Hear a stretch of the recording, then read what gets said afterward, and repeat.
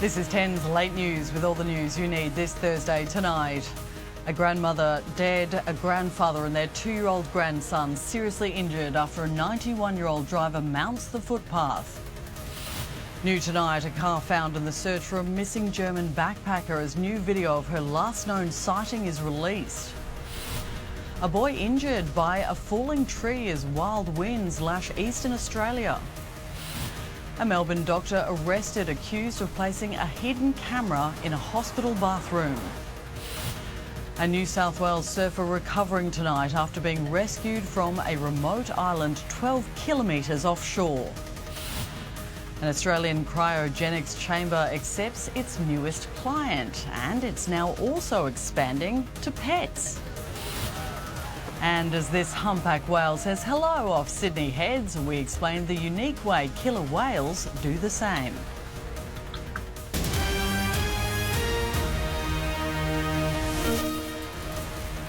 Welcome to 10's Late News with Ursula Hager.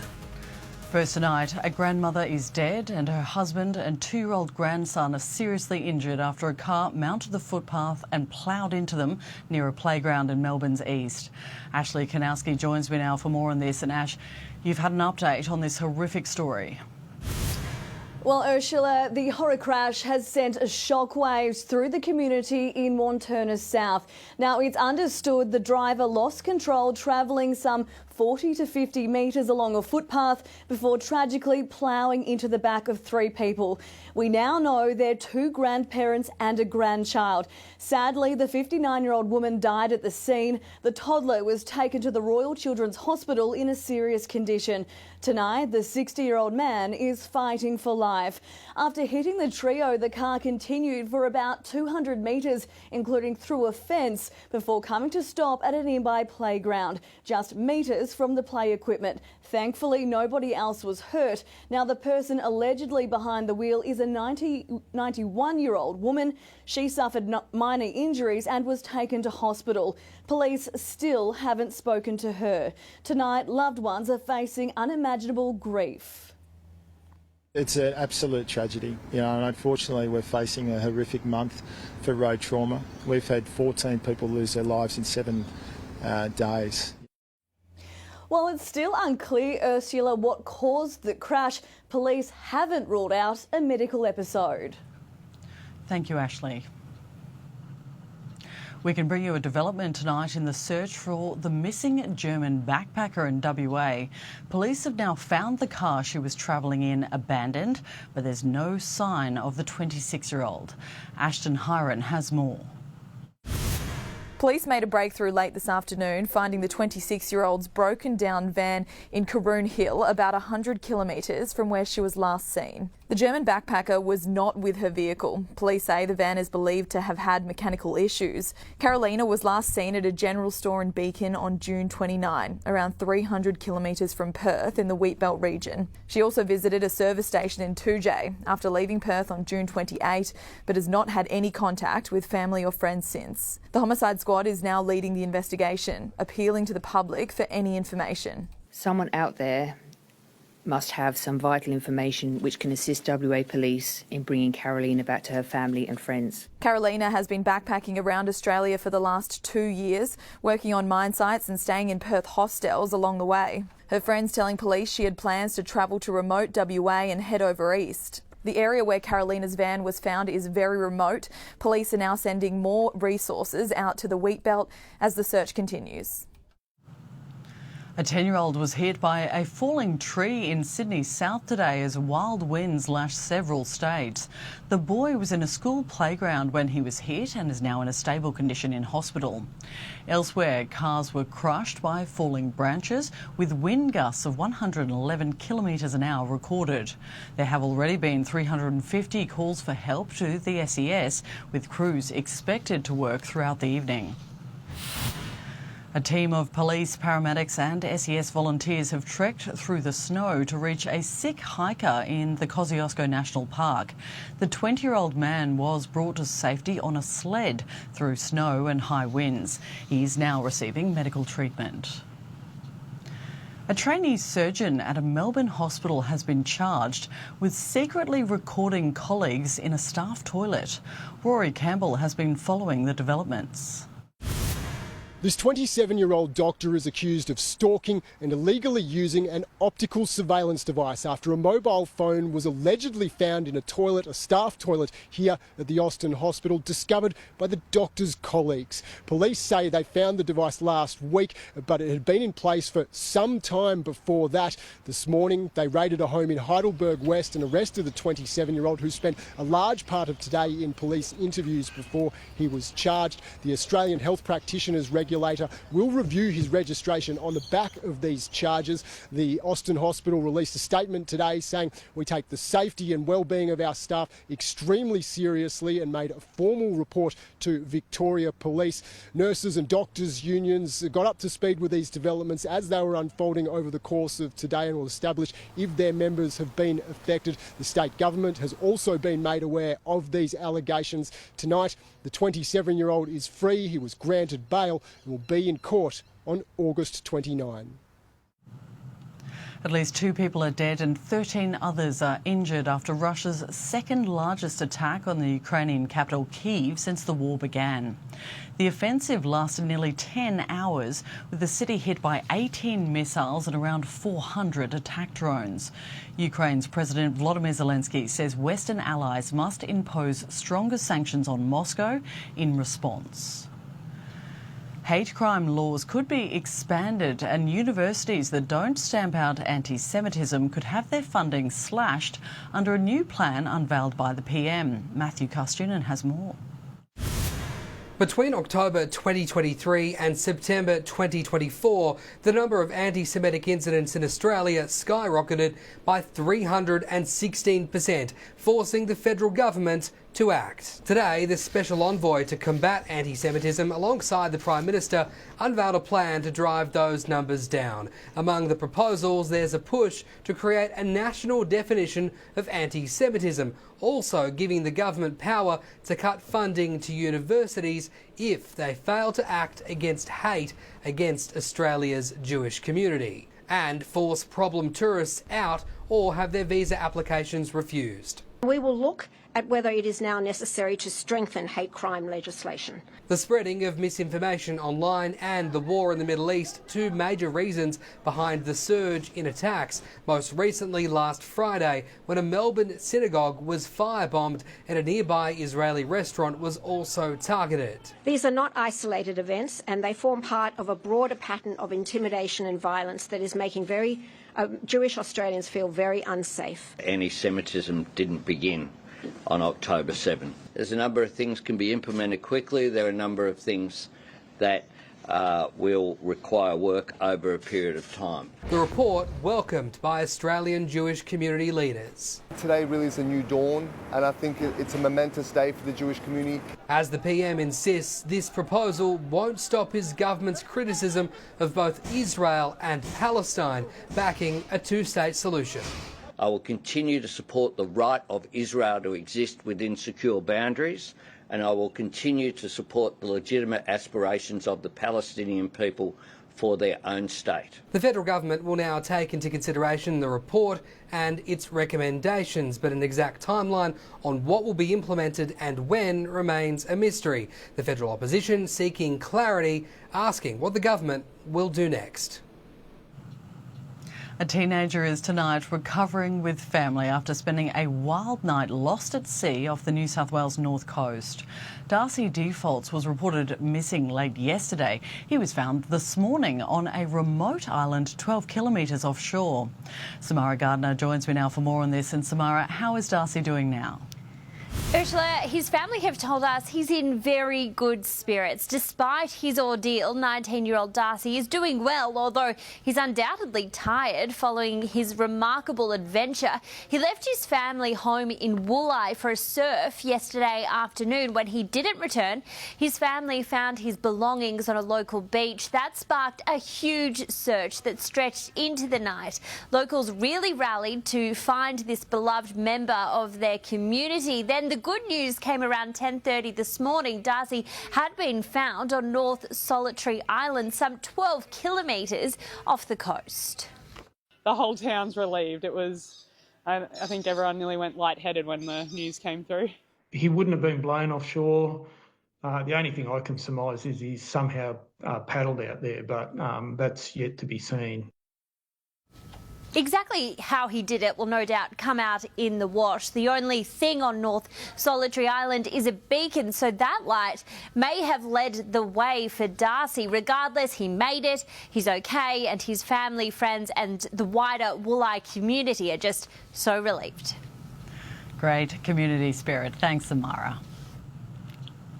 Well, when you go whale watching, it's rare to be treated to a show as good as this one.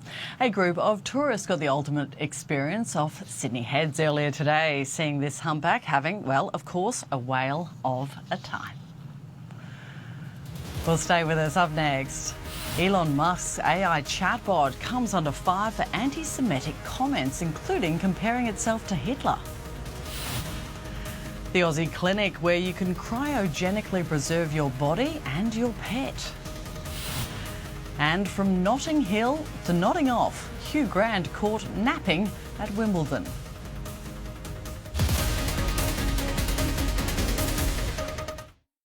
This fiery helped protect Victorians. Every day is a reminder that Simon's not here and that we have to learn to live our lives without him. But due to a legal loophole, he spent his final days battling for compensation. You know, these carcinogens, they don't discriminate. Now his widow is fighting for justice for all firefighters. I promised him that I would do it. And I know he'd tell me to keep fighting. A 10 News Plus exclusive at 6 tomorrow.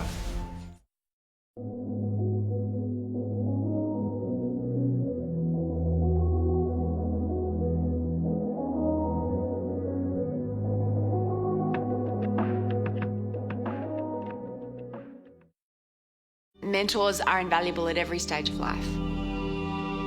You were the only role model that I had. You gave me your time. And you believed in me. And Dad, let's do this a bit more often. Welcome to the GC, where good food and great times are always on the menu. Catch up with friends and enjoy the hospitality at our family-friendly bistro. Awarded the best family-friendly venue at the Hospitality NT Awards. Serving after work or a family Sunday lunch. Enjoy our bar and function facilities where hospitality is our speciality. Open 7 days with outdoor dining and kids playground. The Gillen Club, your club, our community. Milner Road, Alice Springs. 4 favourites face off in an epic elimination. No matter who wins this duel, we're going to be losing a champion. MasterChef, 7 o'clock Sunday on 10.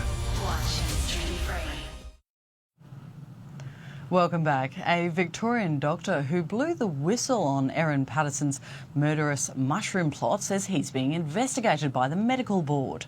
Dr. Chris Webster's candid post-trial commentary about the convicted killer sparked a series of complaints, and following legal advice, he's been gagged from speaking publicly again. The medical board is remaining tight-lipped about whether any potential investigation into Dr. Webster's comments will happen, stating only that it is aware of his media interviews and reports that complaints were made. Currently, Dr. Webster has no restrictions on his medical registration. A truck driver who inadvertently damaged over 300 cars after spreading close to a tonne of metal fragments on a Sydney motorway has pleaded not guilty to not complying with loading requirements. Police allege the 47-year-old did not engage his trailer's secondary locking mechanism, resulting in the 840-kilogram spill. His lawyer fronted court to deliver the plea. As I understand it, the proceedings will be defended. We won't be making any further comments until then. Is there anything that he wanted to say to all the people that were impacted? During the incident, drivers were left stranded for hours. Liv Golf's return to Adelaide in 2027 is in doubt, with members of the host golf club divided over whether they want the event. Jace Kemp has the details. Well, Live Golf's future in Adelaide is suddenly up in the air, with its current home at Grange split over whether to host it again. The 4-year deal to stage the tournament at Grange Golf Club wraps up next year, and while a brand new course in North Adelaide is on its way, it won't be ready until 2028. That leaves the 2027 event in limbo. Now, leaked documents have revealed Live has formally approached Grange to stay on for one more year, but the club's demanding serious financial incentives plus extra event perks to make it worth their while. And even if a deal is struck, it still needs to go to a members' vote, and that's no guarantee. Despite the uncertainty, the state government says it's confident a solution will be found. I'm not even going to speculate about what's going on, because I'm confident that we're going to make this work. What we want to make sure is that there's not a blank cheque that the taxpayer is left to pick up. This whole thing's been shrouded in secrecy from day one. It's expected the crucial members' vote will occur in the upcoming months. The social media app X has come under fire after their AI chatbot posted several anti-Semitic comments, blaming the posts on an unauthorised update. The chatbot, known as Grok, began raising eyebrows with posts shared on Tuesday, which included comparing itself to Hitler and saying people with Jewish surnames were pushing anti-white hatred.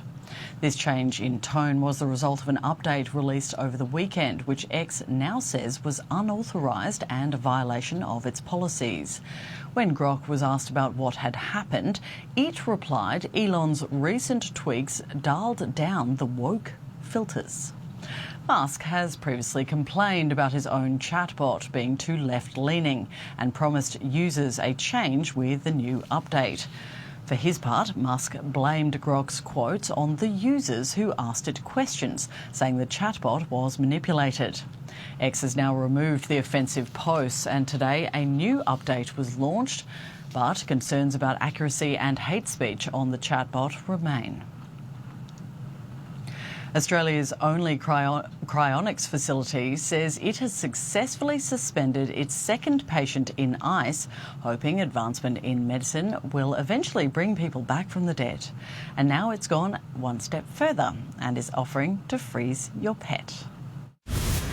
A Victorian resident is now the second in the Southern Hemisphere to be frozen after death, sealed in a cryostat after being infused with a biological-grade antifreeze. And with that glass-like state, you don't get that breaking up of the cells. The structure, particularly of the brain, stays reasonably well intact. Patient 2, a female, was cryogenically frozen on July 4 and 5 by a team of 3 medical staff from Australian Blood Management. She died in Melbourne and was then transported to the facility in Holbrook, New South Wales. It was completed in 2023 and suspended its first patient in May last year. 70 people are now on the list waiting for their time. And now Southern Cryonics has announced it can freeze pets after death too. No, I think it's a crazy idea. Time's up, time's up. It's always the problem with dogs is they don't live long enough. So if you could prolong that, I'd be into it. Southern Cryonics says it's been a goal to include pets in its patient group in line with facilities in the US and Europe, now possible with an expansion in storage capacity. Veterinarian Dr. Lucia Mentic says it seems crazy. But, you know, with how far we've come with technology and kind of biosciences and stuff, I wouldn't say that it's impossible. She says it must be done humanely, and if anything, it gives hope. Sarah Naven, 10 News. All eyes were on Wimbledon's centre court as Novak Djokovic advanced to the semi-finals. Well, almost all eyes. Actor Hugh Grant was in attendance but appeared to be taking a nap. He was seated in the royal box directly behind Queen Camilla. And even that wasn't exciting enough to keep him awake. He power-napped his way through the first tie-break, but had come round in time to see Djokovic win the match. Happens to the best of us. Will still to come this Thursday. The boss of Lavazza spills the beans on what's really driving up the cost of your coffee. And sharing is caring. Killer whales caught offering food to humans to bond.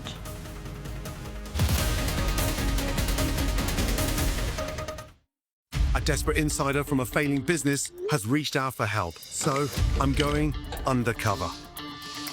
The moment they know I'm coming, they cover their tracks. Not this time. Are you happy? No, nor am I. With cutting-edge surveillance. I can see every corner. Undercover diners. You can be pretending to talk on your telephone if you want to talk to me. Tastes like mop water. And an insider telling him everything. Those meatballs were festering in the fridge last night. Do not eat the meatballs. Oh my God. I've had enough. I am going in. Gordon Ramsay is here. Stop what you're doing. It's usually not good if Chef Ramsay's walking to the door. This diner is closed. You guys want a bag? That? You should be ashamed. I'm not ashamed of the 4.6 Google rating I have. There's rat droppings everywhere. Where's that on your 4.6 Google rating? Oh, hell no. Within this establishment, I have an insider. They've been talking to me, they've met with me. Who's the insider? Breaking news! We're screwed!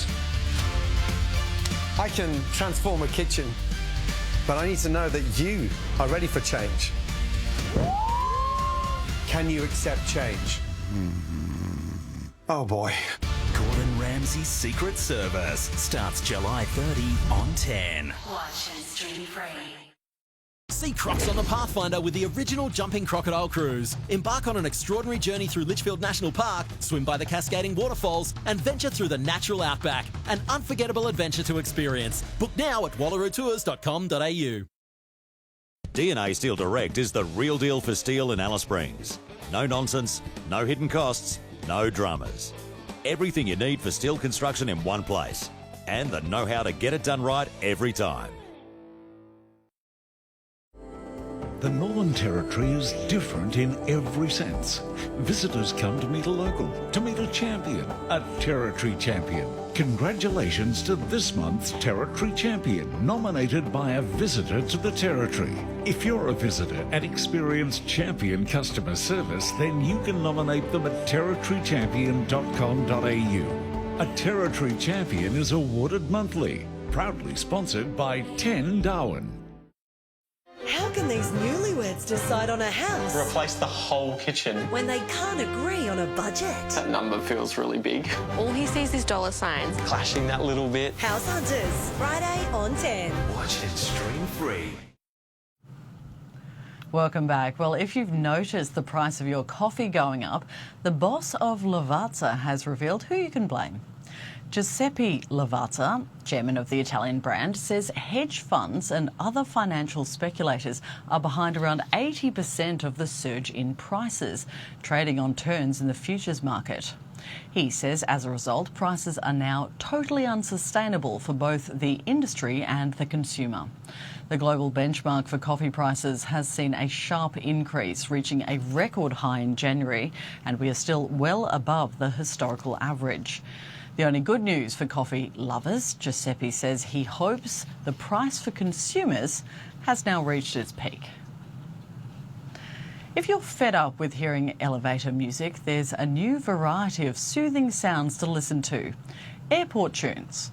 Heathrow Airport has launched their own soundtrack to play in the terminals, comprised of more than 50 sounds, including footsteps, passport stamps and the hum of a plane engine. It also features sounds from famous movie scenes set in an airport, including Bend It Like Beckham and, of course, Love Actually. Take a listen.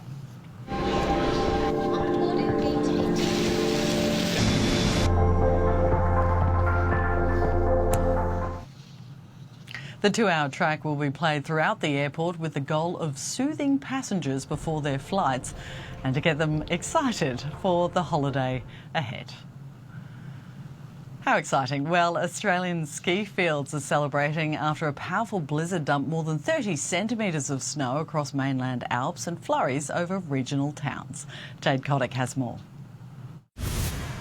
Thanks, Ursula. Well, thousands of Australians living in the New South Wales Central Tablelands, including Orange, have woken up to a winter wonderland as snow fell as low as 900 metres before intensifying over Oberon this afternoon. It's been a cracker of a season for Australian ski resorts, with some operators reporting the best snowfall in years in wake of a series of cold fronts pushing polar air across the mountains over the past 24 to 48 hours. This latest system saw blizzards batter the the Victorian Alps, resulting in 31 centimetres of fresh powder at Mount Hotham overnight, where the base is now about 76 centimetres. More than 23 has fallen at Mount Buller, Melbourne's closest ski field. Now for a look at your capital city forecast for Friday, July 11. The sun will be out in Darwin, Brisbane and Sydney tomorrow. It will be a wet day ahead for Melbourne. Hobart can expect another shower or two. Yesterday, Adelaide marked its wettest day in 18 months and, you've guessed it, more rain on the way tomorrow. Well, it's one thing to watch a spectacular eruption and it's another to see a dust devil form right next to one. That's exactly what happened at the Kilauea volcano in Hawaii's Big Island, all in front of tourists. Dust devils are whipped up by intense heat and unstable atmospheres. Talk about two for the price of one.